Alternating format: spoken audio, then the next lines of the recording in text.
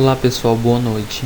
Meu nome é Ítalo, eu sou bolsista do programa Residência Pedagógica da Unilab, que atualmente está com vínculo com a escola Dionísio Dalton da Rocha Correia, que é do município de Barreira, cujo meu orientador, que também é professor da escola, é a professora Anglaine. Hoje nós vamos falar um pouco da biografia de Eratóstenes. Eratóstenes, ele é muito conhecido por um crivo que ele criou, que era para ajudar a determinar a quantidade de números primos que existem anteriores a um determinado número. Nós vamos iniciar um pouco vendo um pouco sobre as descobertas que ele fez. Por volta do ano de 220 a.C., muita gente já achava que a Terra era redonda, mas ninguém sabia dizer qual a medida de sua circunferência. Inconformado com esse estado de coisa, com essas coisas, um cidadão, cujo nome era Eratóstenes, resolveu sanar essa falha. E ele tratou de solucionar a questão sem ter que sair de casa, utilizando-se apenas do Sol. Tantos cálculos fez que acabou descobrindo um sistema adequado, graças ao seu poder estabelecer que o globo terrestre ele tinha 40.000 quilômetros de circunferência. Passados-se os anos, será que Eratóstenes estava realmente certo quando ele falava que a medida da Terra, o globo terrestre, ele tinha 40.000 quilômetros de circunferência? E a verdade era que sim. Os estudiosos, eles foram conferir os cálculos de Eratóstenes e tiveram uma grande surpresa. A nova medição, realizada com equipamentos de precisão e modernos sistemas de cálculo, resultou numa cifra praticamente idêntica à do sábio. Acreditem se quiser. Esses cientistas, eles utilizaram-se de todo tipo de equipamento de alta geração que se tinha na época. E acreditem, eles descobriram que a Terra, o globo terrestre, ele tinha uma circunferência de 40.070 quilômetros. Praticamente a mesma coisa que Eratóstenes descobriu quando ele fez os cálculos apenas utilizando-se do Sol. Nada mais que isso. Eratóstenes, ele nasceu na cidade de Cirene, uma colônia grega no norte da África. Ele nasceu por volta do ano de 276 a.C. Brilhante desde criança, desde adolescente, ele estudou com os melhores professores do seu tempo e ele se tornou tão famoso que o faraó Ptolomeu III do Egito lhe deu a direção da Biblioteca de Alexandria, bem como o cargo de preceptor de seu filho. O que será que Eratóstenes ele mais gostava? Ele praticamente não havia assunto pelo qual Eratóstenes não se interessasse. Ele gostava de filosofia, gostava de história, gostava de gramática, poesia, geografia, matemática, enfim, tudo o atraía, e sobre cada um desses assuntos ele escreveu trabalhos de grande valor. Astronomia e números, porém, eram seus temas prediletos, e como toda ciência grega de então, ele sofreu a influência das ideias de Pitágoras. Eratóstenes ele se formou pela linha pitagórica, a qual admitia teorias avançadas para a época. Ele aceitava, por exemplo, que a Terra fosse uma esfera solta no espaço, girando em conjunto com vários outros ao redor de um núcleo central de fogo, numa antivisão do sistema que só bem mais tarde Copérnico ele viria a enunciar. Para os pitagóricos, a explicação do mundo estava nos números, e por eles Eratóstenes pautou toda a sua carreira.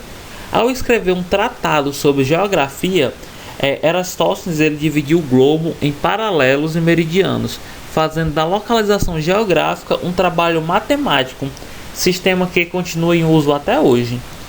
Mostrou também nessa obra que era possível chegar-se à Índia partindo da Espanha, e sugeriam ainda a existência de terras habitadas no Ocidente, conforme Colombo provaria 1.700 anos depois ao chegar na América. lidar com os números primos a gente sabe, né, que são aqueles números que são divididos por si mesmo e pela unidade. Por exemplo, o número 3, ele só é possível ser dividido por 3 e por 1. Lidar com números primos era um problema sério para os matemáticos de Alexandria. Eratóstenes, ele decidiu resolver esse problema. E ele realmente fez isso, criando uma tabela de eliminações progressivas com a qual se tornou fácil determinar se um número era primo ou não. Amplamente usado, a partir de então, seu método ainda hoje consta dos manuais de aritmética, nos quais aparece como o crivo de Eratóstenes.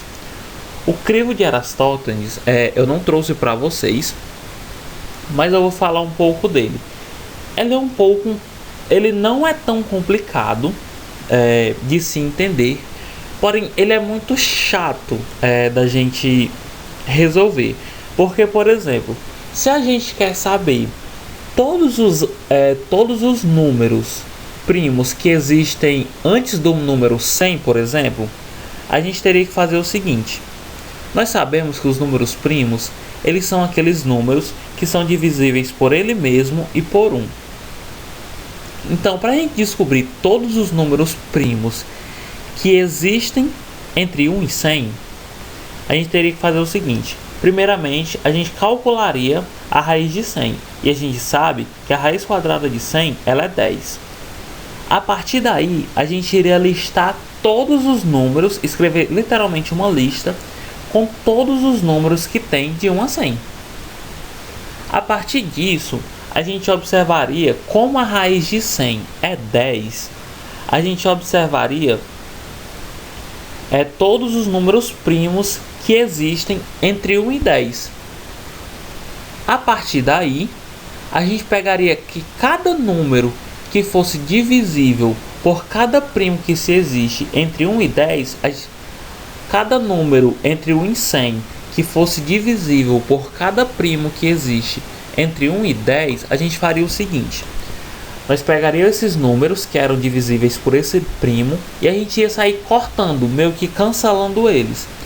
E todos os números que sobrassem, após a gente fazer todos esses cancelamentos, seriam os números primos que existem entre 1 e 100. Então vocês conseguiram observar que apesar de um método, apesar do crivo ele ser verdadeiro, ele é muito chato da gente descobrir, porque ele é muito trabalhoso. Então, por exemplo, se a gente quisesse descobrir a quantidade de números primos que existem, sei lá, entre 1 e 1000, daria muito trabalho. Porque a gente teria que listar todos os primos que existem teria que listar todos os números entre 1 e 1000, calcular a raiz de 1000, ver se todos os números primos menores que a raiz de 1000, se os outros números são divisíveis por esses números primos e tudo mais. Então, ele daria muito trabalho, mas esse crivo realmente na época ele revolucionou. Ele foi uma revolução para os matemáticos de Alexandria, visto que naquela época esses matemáticos eles tinham muitos problemas com os números primos. Então esse crivo facilitou os cálculos dos matemáticos na época que se utilizavam de números primos. Com uma quantidade admirável de descobrimentos e inovações ao seu crédito, Eratóstenes ele viveu por 80 anos e não esperou que a morte viesse convocá-lo. Infelizmente, ele preferiu o suicídio e deixou-se morrer na inanição. Aqui eu trouxe uma curiosidade para vocês. Eu trouxe para vocês a forma como Eratóstenes raciocinou para medir o tamanho da Terra. Siene ou Syene e Alexandria situavam-se quase sobre o mesmo meridiano, linha equivalente à circunferência da Terra. Syene ficava praticamente sob o Trópico de Câncer. Portanto, no dia de solstício de verão, ao meio-dia, os raios solares incidiam perpendicularmente, ou seja, a 90 graus sobre a cidade. No mesmo dia e na mesma hora, ficavam a 81 graus sobre Alexandria, afastados a 5.000 estádios, ou seja, 1.000 quilômetros de Syene. Vendo que um segmento de circunferência medindo 5.000 estádios correspondia a uma diferença de 9 graus na incidência dos raios solares, Eratóstenes precisou apenas fazer uma regra de 3 simples para achar o correspondente aos 360 graus da circunferência terrestre. Obteve como resultado 200.000 estádios, que são 40.000 quilômetros. Então, para vocês verem, né, o cara realmente ele era muito esperto e ele era muito inteligente. Enquanto outros matemáticos mais tarde, né, se utilizaram de todos os equipamentos e tudo mais para descobrir que a circunferência da Terra tinha 40.000 quilômetros, 40.070 quilômetros, Eratóstenes se utilizou apenas de um pouco de geografia e alguns conhecimentos de ângulo e regra de 3, que a gente se utiliza muito, né, dessa regra de 3. A gente até brinca às vezes, né, porque quase toda hora a gente se utiliza de regra de 3. Ele utilizou só disso para descobrir a circunferência da Terra.